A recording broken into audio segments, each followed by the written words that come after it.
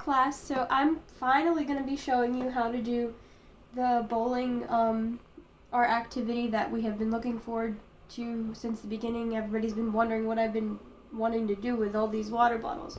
So that's why you need 10, because there's 10 bowling pins. And I have a sample of what I did. Now this doesn't necessarily need to be something that you did. I told you to come up with your own creative idea, or you can go along with mine if you like it.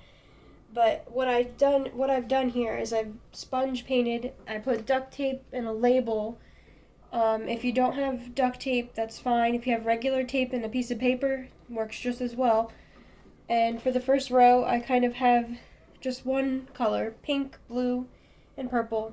Then in the second row, I have a row of like different colors, like blue, then purple, then pink, and I always have the first color as the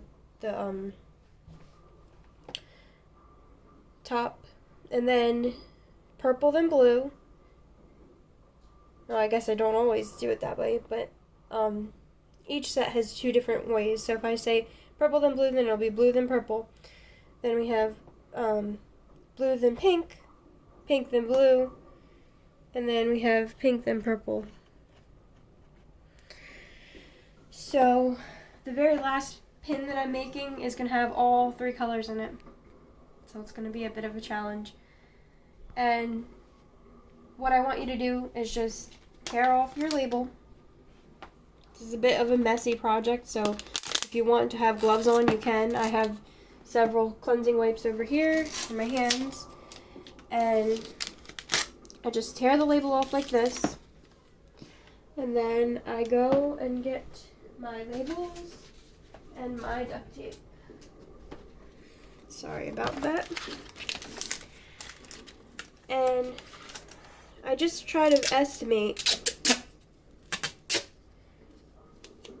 the length of the bottle, and it's okay if I don't get it right because I can always add a second piece. I have a background of bowling just to get you inspired about bowling.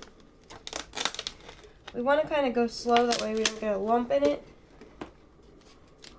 And I just try to match it up with where the label was, and then fold it down and over. That doesn't quite reach, so I'm going to say just a tiny bit.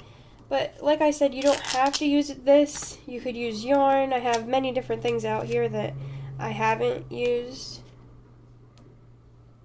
And just so that it makes the right weight, I want to get the side that is not having any seams from the tape in it. And these are just multi-purpose labels. You don't have to have labels. You could just use regular tape and a cut piece of paper. You can use like other kinds of stickers to decorate. I just would not actually color on any of the plastic. You only want to really design the label. That doesn't seem to be wanting to come off. Here we go. Okay.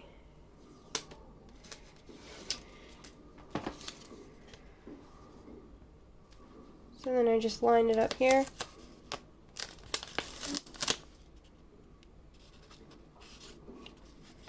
Like that. And you always want to make sure that you have your cap on tight. So I make sure of that before I add any paint or anything. If you want a challenge, you might not want to paint over this part because if it gets hardened, it might not be able to open. If you want a challenge, you could fill the bottle with water. Now, be careful because you don't want to be playing with this inside, especially if you're going to be filling it with water. Make sure that when you're going to be using these, you're using them somewhere that you have space and that you're not going to break anything or hurt anything. So, if you're going to make them like how I did, you want them to be empty before you start working on them. And I have a sponge. Doesn't mean that you have to use a sponge. You can use your finger to make the same sort of idea if you like the design, or you could just color with markers or Sharpies. There's many different things. I look forward to seeing what you're going to make. I'm going to start with the color pink because it's closest in the rainbow to red. And I'm just going to squeeze some of my finger paint onto it. Now, if you do have a piece of paper, watercolors would work with this. I'm just going to try to divide it evenly into 3 sections. So this little space is going to be pink. And then the next, if you think about the rainbow, red, orange, yellow, green, blue, indigo, and violet. Blue is the next shade. So I'm just going to pinch the other side of this sponge and just get a little bit of that on there. And then I'm going to make another third of water bottle blue.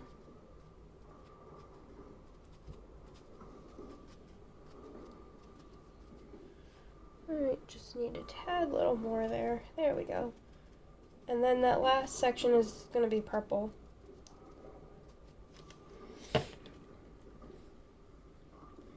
So I'm going to take this spot, and I know my fingers might get messy. They're already messy from making the other ones. And I did take off the caps off of my bottles before I began. That way I didn't get them all messy. So that might be something you want to do if you're working with paint.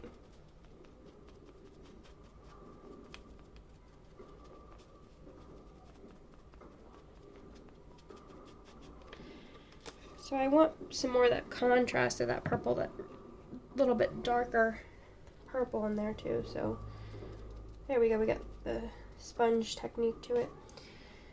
I'm actually going to set this over here because I don't want it to get on my bureau. But this is what this looks like.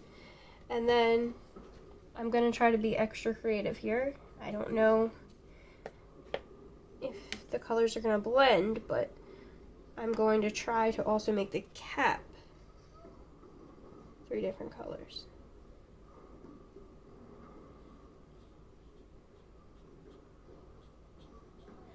If the colors start blending, I might make the cap the color that the colors blend into. So, pink, and blue.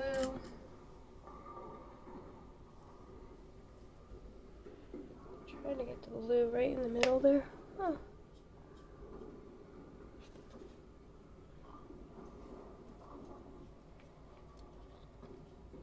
I noticed I missed a spot of that pink. We'll touch that up in just a moment. Oh. Okay. And I make sure that my brush is clean because I don't want to get another color into.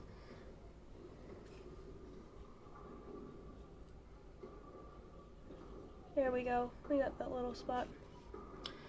And then all we have left is purple. Now you could put the numbers on these if you'd like to. And you're going to need a ball of some sort. You will need some sort of a sturdier ball if you're going to be filling them with water. I'm just using my cat's toy ball. But I will be making a video clip so you can see us performing a bowling segment. And I do have this paper over here because you might want a scrap piece of paper to keep tally. There are 10 innings for bowling. If you knock down all 10, that is a strike. If you knock down all 10 2 times in a row, that's a turkey. And if you do it 3 times in a row, that's a triple. So, also, in your last inning, if you get a spare, you get an extra turn. And every time, when you go the first time, however many pins that you get, if you didn't knock any down, you'll set up all 10. If you knock, say, 2 down, you'll only set up those 2. So, you get 2 turns in each round, and then whoever ends up with the highest score is the winner. So I hope that you have a lot of fun doing this. I might add the numbers, I might not. I'll let you know. And I hope that you have fun with the project and that you tune in and see what happens in my little bowling clip.